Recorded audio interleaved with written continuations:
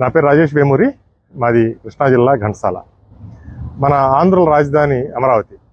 మనకు చిన్నప్పటి నుంచి కూడా అమరావతి అంటే బౌద్ధ స్తూపం, అక్కడ వెలిసిల్లిన బౌద్ధ ఆనవాళ్ళు, ఇవన్నీ మనం చిన్నప్పటి నుంచి చదువుకున్నాం. అయితే అమరావతి శిల్పాలు కొన్ని లండన్ మ్యూజియంలో ఉన్నాయని చెప్పి చాలామంది ఈ మధ్య వెలుగులో తీసుకొచ్చారు. అలాగే అమరావతితో పాటు కృష్ణా జిల్లాలో ఉన్న మరొక ప్రసిద్ధ బౌద్ధ క్షేత్రం ఘంటసాల. సో ఘంటసాల కూడా ప్రముఖ బౌద్ధ క్షేత్రం. అంటే అమరావతి అంత పెద్దది కాకపోయినా కృష్ణా జిల్లాలో ఉన్న బౌద్ధ స్తూపాల్లో ఇప్పటికీ కొంచెం నిలిచి ఉన్న స్తూపం ఘంటసాల బౌద్ధ స్తూపం. సో ఇప్పుడు అక్కడ దొరికిన కొన్ని శిల్పాలు, అలాగే అమరావతిలో దొరికిన కొన్ని శిల్పాలు 1922లో ప్యారిస్లో ఉన్న ఒక మ్యూజియంకి తరలించారు. ఇది చాలామందికి తెలియని విషయం. ఆ మ్యూజియం పేరు గుయిమెట్.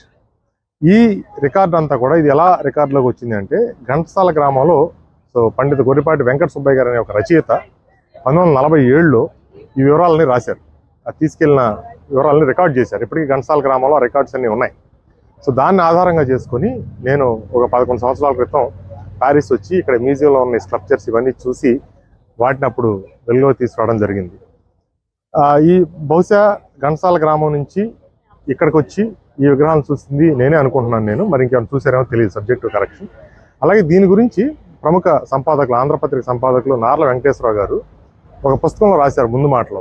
ఆయన వచ్చి ఈ విగ్రహాలు 1960లో చూశారట. అంటే 60లో ఆయన ప్యారిస్ పర్యటనకు వచ్చినప్పుడు ఆయన ఇక్కడ ఉన్న ఘంటసాల శిల్పాలు, అమరావతి శిల్పాలు చూశానని చెప్పి రాశారు. దానికి కారణం గొర్రెపాటి వెంకట సుబ్బయ్య గారు రాసిన ఘంటసాల చరిత్ర అనే పుస్తకంలో ఆయన రాసిన రికార్డెడ్ ఎవిడెన్స్.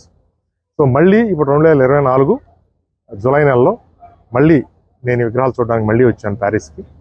సో ఒక్కసారి ఆ మ్యూజియం ఎక్కడ ఉంది, ఆ విగ్రహాల లోపల ఏమున్నాయి, మన అమరావతి, మన ఘంటసాల శిల్పాలు ఇక్కడెందుకు ఉన్నాయి, ఎన్ని ఉన్నాయి అనే విశేషాలని ఇప్పుడు చూద్దాం.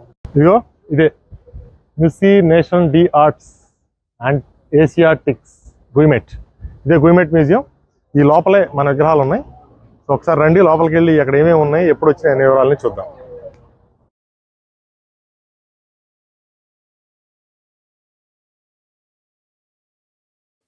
ఇది గుయిమెట్ మ్యూజియం లోపల.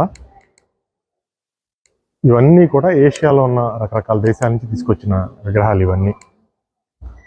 చూడండి ఎంత ప్రొటెక్టివ్గా ఉన్నారు. ఈ దాదాపు 100 ఏళ్ల పైన వీళ్ళు తీసుకొచ్చిన విగ్రహాలు ఇవన్నీ. సో ఇందులో ఎక్కువగా ఈ ఫ్లోర్లో మట్టుకు ఎక్కువ బుద్ధుడి విగ్రహాలు ఇవన్నీ ఉన్నాయి. ఇప్పుడు మనం నేరుగా లోపలికి వెళ్తే ఇక్కడి నుంచి ఇది మన సౌత్ ఇండియా బుద్ధుడిది. సో మీకు నేరుగా ఒకటి చూపిస్తాను. ఇందాక చెప్పాను కదా, అమరావతితో పాటు మరో ప్రసిద్ధ బౌద్ధ క్షేత్రం ఘంటసాల. ఆ ఘంటసాలలో దొరికిన విగ్రహం ఇది. ఇక్కడ క్లియర్గా వాళ్ళు రాశారు చూడండి. నేను దాదాపు 11 ఏళ్ళ తర్వాత మళ్ళీ వచ్చాను చూడడానికి. ఘంటసాల, ఆంధ్రప్రదేశ్. ఇది వచ్చేసి గోలి అనే ఊరు ఆంధ్రప్రదేశ్లోని. మరి ఇప్పుడు ఆ ఊరు పేరు మారిండొచ్చు, తెలియదు నాకు. ఇది గోలి. తర్వాత ఇక్కడికి వస్తే కనుక ఇది మన రియల్ అమరావతి స్తూపం ఇది. ఇక్కడ చూడండి, నాగార్జున కొండలో దొరికింది ఇది. ఆంధ్రప్రదేశ్ క్లియర్గా రాసింది చూడండి. ఇది చూడండి, ఇది కూడా అదే స్ట్రక్చరు. ఇది కూడా నాగార్జున కొండ. ఇలా పక్కకి తిరిగితే ఇది ఒకటి. ఇది కూడా నాగార్జున కొండ.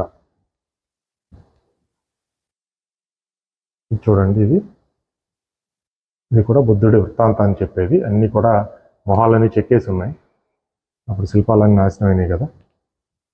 ఇది కూడా నాగార్జున కొండ. ఇదంతా కూడా అమరావతి రీజియన్. ఇది ఒక ముఖ్యమైన విగ్రహం అండి. ఇది చాలా ఫేమస్. ఇది లాసెట్ మేరా. ఈ విగ్రహం మనకి ఘంటసాలలో దొరికిన విగ్రహం. ఇది ఘంటసాల నుంచి తెచ్చిన రెండవ స్ట్రక్చర్ ఇది. చూడండి ఇక్కడ ఘంటసాల, ఆంధ్రప్రదేశ్. అలాగే ఇది కూడా అంతే, బుద్ధుడి నిష్క్రమణ. ఇది కూడా మీకు అమరావతిలో దొరికింది. ఇది మళ్ళీ ఘంటసాల విగ్రహం. ఇది ఘంటసాలలో దొరికిన ఈ విగ్రహం కూడా ఘంటసాల గ్రామంలో దొరికింది. ఇవన్నీ కూడా ఘంటసాల వరకు 1923లో వాళ్ళు తీసుకొచ్చారు. మోస్ట్లీ ఇవన్నీ కూడా అప్పటి ఇవన్నీ ఘంటసాల, ఆంధ్రప్రదేశ్, ఎకోలేటి, అమరావతి అంటే అమరావతి రీజియన్. ఇవన్నీ కూడా కృష్ణా పరివాహక ప్రాంతంలో ఉన్న బౌద్ధ క్షేత్రాలు. ఇవన్నీ ఘంటసాల, అమరావతి, నాగార్జునకొండ, అవుకు, ఇది మళ్ళీ అమరావతి. సో ఇదంతా కూడా ఏంటంటే మన ఘంటసాల, అమరావతి రీజియన్ శిల్పాలన్నీ కూడా ఇట్లా ఒక చోట ఉన్నాయి. సో ఇది మన అమరావతి గొప్పతనం. చూడండి ఎంత బాగుందో. చూశారు కదా మన మూలాలు ఎంత గొప్పవో. అమరావతి వైభవం అనేది ఎంత గొప్పదనేది ఇప్పటికైనా మనకు తెలిసి ఉండాలి. ఇది ముఖ్యంగా ఏంటంటే కృష్ణా పరివాహక ప్రాంతంలో వెలసిన బౌద్ధానికి సంబంధించిన ఆనవాళ్ళన్నీ ఇక్కడ ఉన్నాయి. సో కృష్ణా పరివాహక ప్రాంతంలో ఆ బౌద్ధం వెలిసలేకపోతే మహాయానం అంత ప్రాచుర్యం పొందేది కాదు. యాక్చువల్గా బుద్ధిజంలో ఏంటంటే విగ్రహారాధన ఇవన్నీ లేవు. తర్వాత వాటిని 3 విభాగాలుగా విభజించారు. హీనాయానం, మహాయానం, వజ్రయానం అని చెప్పి. సో మన కృష్ణా జిల్లా ఈ అమరావతి అంతా కూడా జరిగిందంతా కూడా మహాయానం అనమాట. సో అమరావతి ఎందుకు మన రాజధాని అయింది, ఎందుకు అంత అమరావతి మన రాజధాని చేసుకున్న దానికి ఒక ప్రామాణికత ఉంది. ఎందుకంటే కొన్ని వేల సంవత్సరాల క్రితం బౌద్ధం వెలసిల్లిన నేల అది. బౌద్ధ ధాతువుల్ని మన గర్భంలో దాచుకున్న నేల అది. ప్రతి స్తూపంలోనూ బౌద్ధ ధాతువులు ఉన్నాయి. అలాగే అమరావతి స్తూపానికి సంబంధించినవి ఘంటసాల, ఈ 2 గ్రామాలకి, ఈ 2 ప్రాంతాలకు సంబంధించిన విగ్రహాలు ఇక్కడ ఉన్నాయి. సో యాజ్ టీజీ ఆ పేర్లతో సహా ఉన్నాయి. మీరు ఎప్పుడు ప్యారిస్ వచ్చినా మాత్రం ఈ చోట మర్చిపోవద్దు. Thank you.